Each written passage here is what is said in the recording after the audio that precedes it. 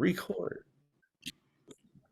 All right, welcome everybody to live Q&A for Wednesday, April 26th. Tonight is another elk calling group technique session. A couple of weeks ago, actually a little bit longer than that ago now, we kind of talked about the roundup bugle. So the roundup bugle is one of those that it's important to recognize and understand what it is and the intent behind it, because I can guarantee everybody has heard this when they're out hunting. And the first time you hear it, it immediately starts going through your head of, why is this bull barking at me? And you start checking the wind, you're checking to see if he can see you. But in reality, he's just giving a response to the cow sounds that you made. And the roundup bugle, it's basically it's a small bark, a whine, and then two or three chuckles, and it sounds something like this.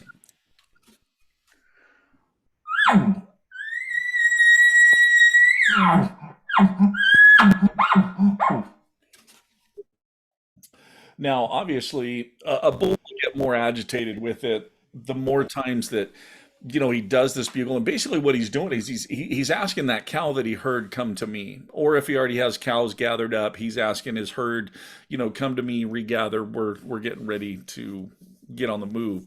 I still remember the first time, like I said, I heard this. I got to an area, it was just barely light enough. I could barely see my pin, and I let go of a couple of cow calls, and immediately, less than 100 yards away, a bull hit me with this roundup bugle.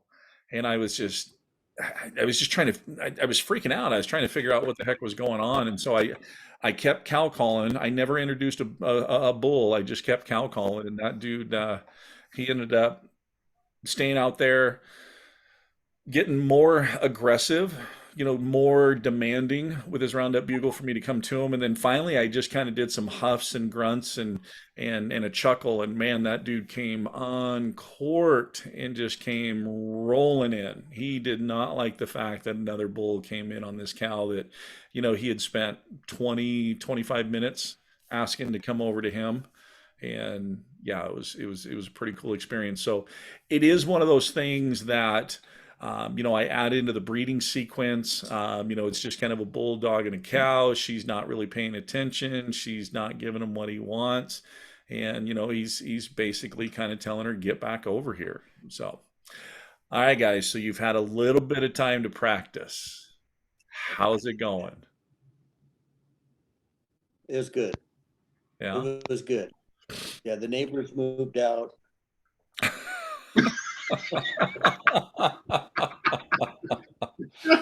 Well, that just means hopefully a new neighbor that appreciates elk calling will move in, and you guys can call back and forth to each other. Yeah. No, it was good. It was good because we had the idea that we had 2 weeks, Yeah. and you work on it, and then have 2 more weeks, and they gave you just a little bit more. Yeah. Yeah. So I think I practiced more the first 2 weeks than I did the last two. Well, yeah, it's kind of like studying for an exam, and then all of a sudden the professor tells you, okay, we're going to put this off another 2 weeks. And you're like, really? I've been cramming for the last 2 weeks. So now is this a sound that you've ever used in any of your calling setups, or thought about, or heard it and wondered what it was? I have not. No, but I want to listen for it now. Yeah. How about you, I Jim? just didn't I know haven't. if you spoofed elk, maybe not so much that they're running, but if they move and stop. Is that something that would maybe help bring them back together? It could, if you bump them and they don't necessarily, take off, they know something's there and they just move a little bit. Yeah. Yeah, it's one of those things that, if you, especially if you saw the herd split and the bull went to the right, and you could go to the group on the left and start doing this roundup bugle, and they could think that it's that bull. But also too, that bull that went to the right, he may be close enough that he could hear that, and then all of a sudden he thinks that there's another bull coming in to round up and gather up his cows, and that could put him into a defensive posture or defensive state. And then things get really, really interesting when you tip a bull into that state. I'm sure the cows get used to the sound and the tone of the bull, and that one of us calling or somebody calling, it sounds different to them. Oh, it does. I mean, the bulls have different voices. You can definitely tell a difference between, a younger bull and a mature bull, because a mature bull, the depth that they get. Younger bulls too also, tend to have more of that whistle, high pitched whine, not much bottom end to it. And as they, because as they mature, their chest just fills out and gets bigger, and they just get that bigger bottom end. But you never know too, because remember, the cow chooses the bull, so it could be that all of a sudden you're in there, and yeah, you may be a different voice, but all of a sudden she may be, you know what, I kind of like the sound of that bull. I'm kind of interested in that bull. I wanna go over and check it out. And the thing I've noticed with the roundup, ah,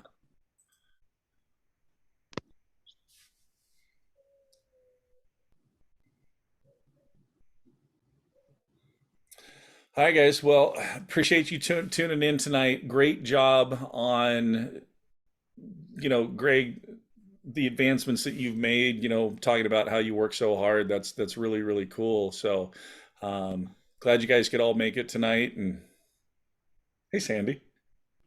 Howdy. See you next week.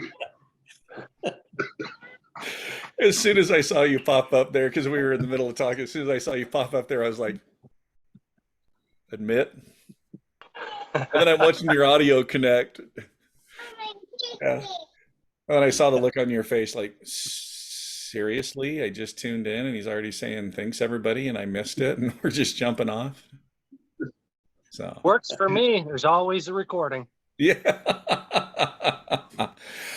No, we just kind of started talking about, the Roundup Bugle, and the importance to recognize it. And, I had asked Greg and Jim if they had ever used it in a calling scenario or actually ever heard it out there. And, um, Greg asked a question like, maybe if you bumped a herd and they kind of split, could you use this to kind of regather them up? And absolutely, say that bull goes to the right, you could follow the group to the left and, start hitting that roundup bugle. But also too, if that bull that went to the right, he starts hearing that, if he's close enough, he could think that you're another bull coming in to round up his cows.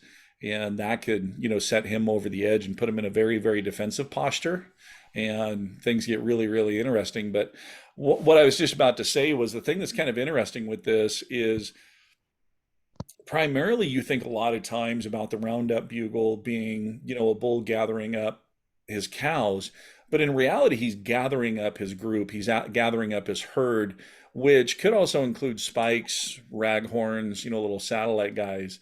And so what I found in this sometimes when using this is, some of those smaller satellite bulls that maybe got kicked out of the group, the bull is has his cows. He doesn't want any other smaller bulls around. He runs them out off and kicks them out of the group. Those guys are looking for friends. And the roundup bugle a lot of times can bring those guys just in on a string, because they're like, oh, friend. But what's interesting is they come in on a string so far, and then all of a sudden they put the brakes on and they stop, and they will just all of a sudden just be this statue. I mean, they won't blink, they won't flick an ear, because they're looking hard for this bull. I mean, they had just gotten kicked out of the last group. They want to find another group to hook up with, but they want to know, what is this bull that's asking the group that I can hear to, gather? Is he bigger than me? Is he the same size as me? Is he smaller than me? Is it somebody that's about my size or smaller that has two or three cows? Maybe I can challenge him and I can get his cows. And so it's kind of a unique situation, but a majority of the time you're going to have cows and calves that are coming in and responding to this. So, all right. Well, Greg, since you had the reed in your mouth and the tube up to your mouth when I let you enter the room, the dance floor is all yours. I can set the low bar. Somebody's got to do it. I tried. Okay.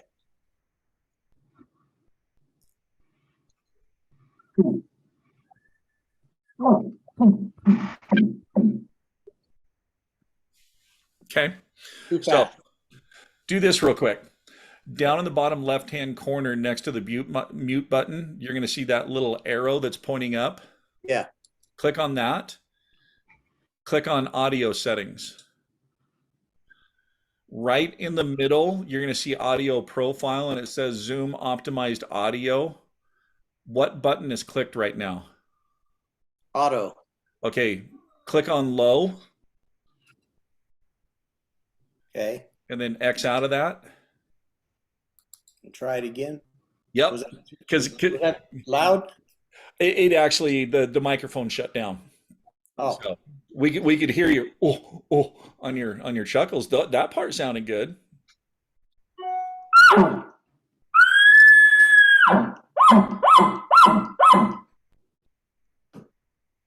He kind of has a Corey Jacobson-esque chuckle, doesn't he?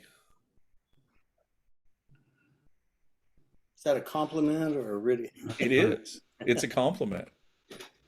Just what I could hear in your chuckles, I hear from Corey a lot in his chuckles. So no, that sounded great. And you had never done the Roundup Bugle before we kind of. Not in the last month. Well, the last month, yes, but not before that. No, that was great. I got no Pretty good. techniques. I know now Jim and Sandy are like, I'm good. I don't want to follow that up because he lied. He said he was going to set the bar low, and then It is. That was the worst one. yeah. All right, Jim, Sandy, who wants to go next? See, Sandy just got his video off, so we couldn't even see him. Yeah, he just cut off. He's You caught me I get right it. at dinner time. So and maybe I run real quick, and that way I can just turn the video off and listen for the rest. Okay.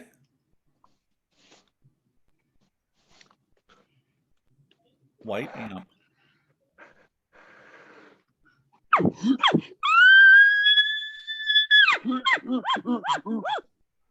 Okay. On your first one, remember it's just one bark. Okay, one bark.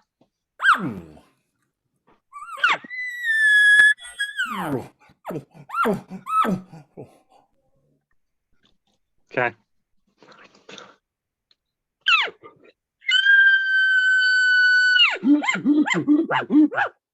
Okay. And then just 2 or 3 chuckles, no more than that at the end. The wine's Okay. good. Yep. Nice. Fair enough. You can cut the video off and go back to eating now. All right. All right, Jim. all right.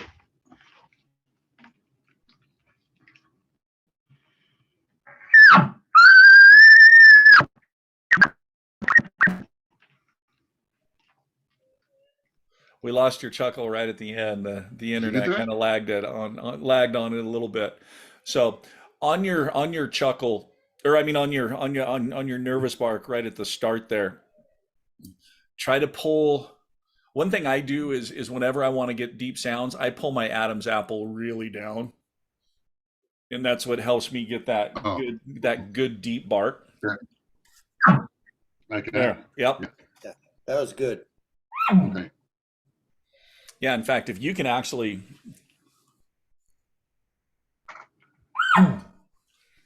just pull that thing right down. Also on your chuckles,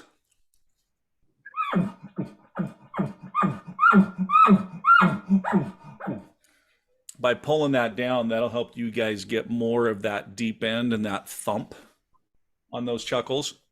So anytime you want deep bass, anytime you want that deepness, just take that Adam's apple and pull it down. It's hard to physically focus and do it because it feels really weird. But the more times you practice it and the more you do it, then it just becomes natural and you don't even have to think about it. So, but no, all those were great. All those would work. Now, the thing that you guys can do with this is, like I said, just like anything within the elk language, you can escalate this. So, if you're just kind of doing it at first,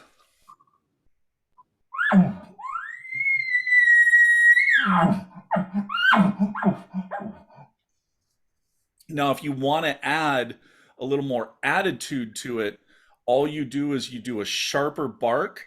You do more pressure on your diaphragm to get more volume on the whine, and your chuckles are sharper.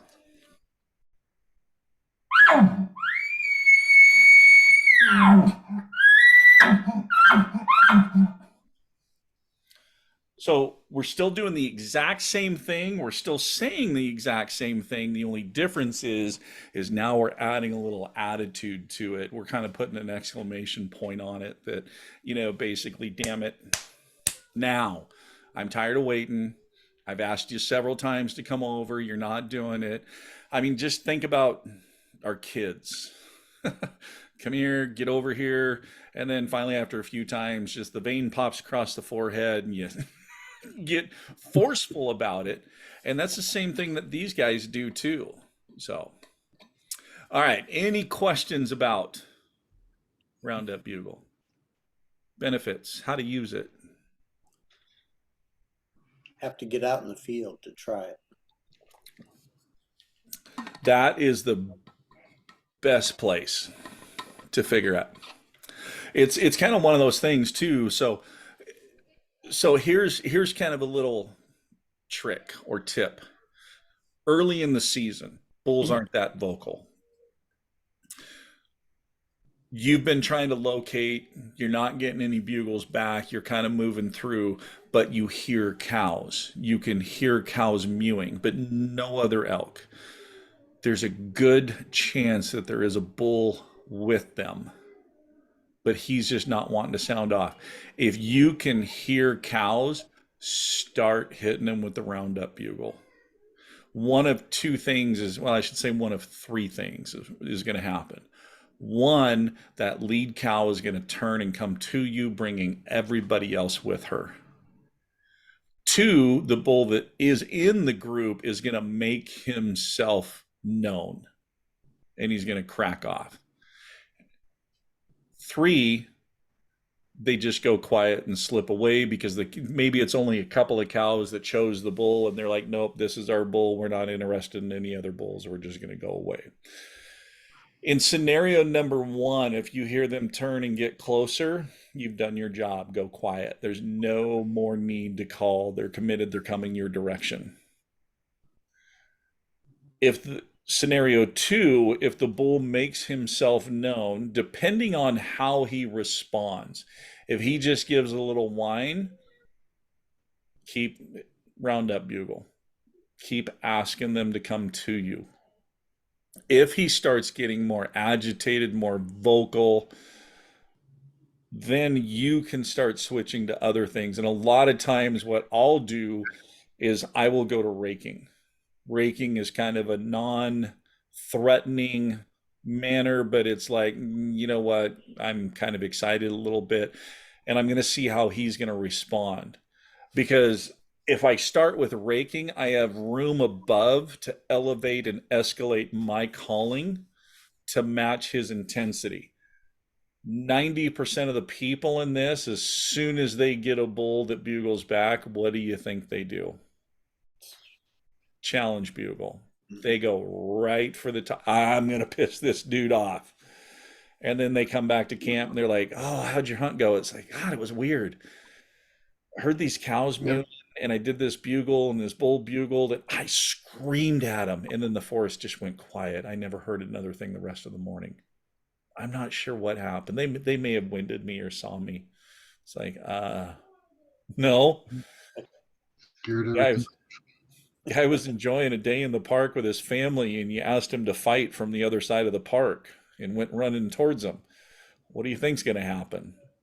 So scared everybody off. Absolutely. And that's, I mean, trust me, I want to get into Bugle Fest and I want to get into screams just as much as anybody else. But I'll tell you what, if you take the time to build it up, man, when you get into it, and you end up getting a bull that is so pissed off.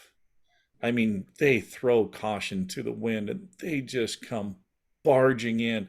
And it's one of the most heart pounding, adrenaline rush situations that you will ever find yourself in the elk woods, because you will flat out know they are coming because you will hear it. They're not coming in quiet. They are coming in like a VW bus, rolling through brush, cracking sticks, full on. I mean, he's huffing, he's screaming as he's coming in, and you're looking down at that little bow and arrow going, holy crap, I hope this dude stops before he runs over the top of me. It's such a rush. I absolutely freaking love it. I mean, it's so cool. And I just laugh every time it happens. So, all right, guys, what other questions? I know Sandy's got a mouthful of food right now, so he can't talk. Yeah. I got nothing really. Never stopped me before. Yeah. That was a quick mouth clearing there. Yeah, yeah, yeah. So, all right. It would be another call that we could work on for 2 to 4 weeks. The regathering mew. Regathering mew, I think, is a sound that is critical within your sequences because it's another sound that's asking. I really like elk sounds that asks for actions, whether it's a response or an elk to come to me. I mean, always asking for something. The normal mew, mew, mew, mew, mew, mew, mew.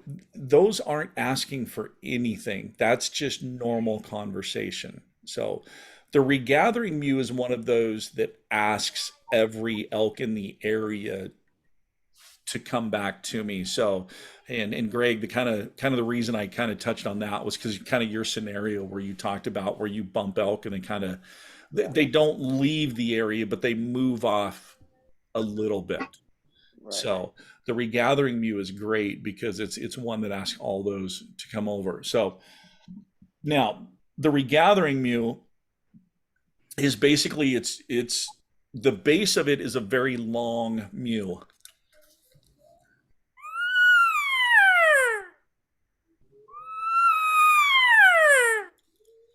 But the only difference is we're going to start on the high note and then we're going to back off our pressure a little bit and then we're going to bring our pressure. So we're going to wave that top note. Now, with the different ways to hold your mouth and jaw, this is one that I really like to do with my mouth fully open because it gives you're wanting volume on this because you're wanting to project this out. I mean, the reason behind this call is the group is scattered, they're spread out, and I'm calling everybody back in. So waving that top.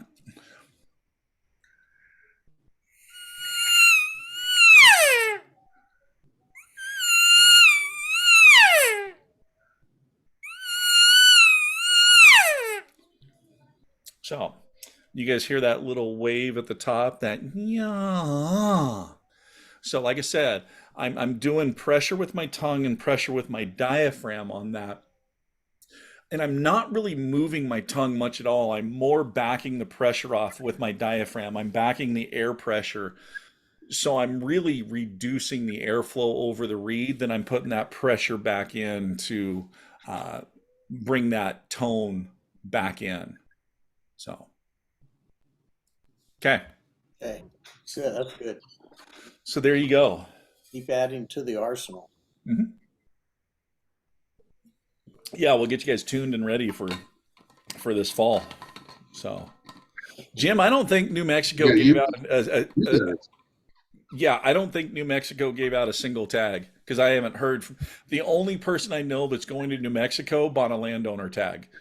Everybody else that I've talked to that put in for draws are all non-successful.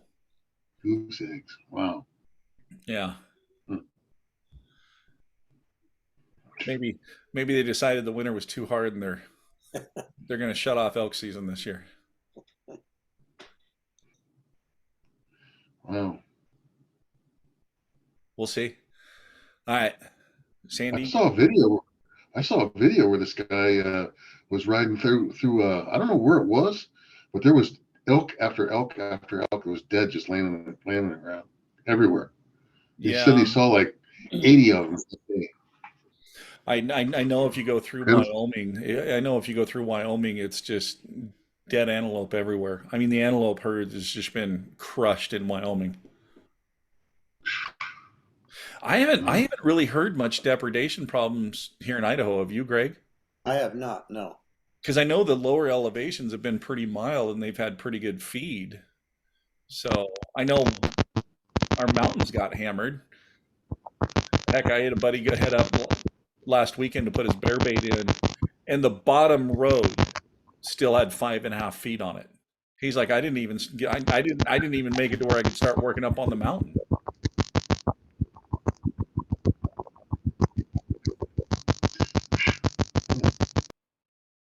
All right. So, all right, guys. So, regathering meal. That's your homework.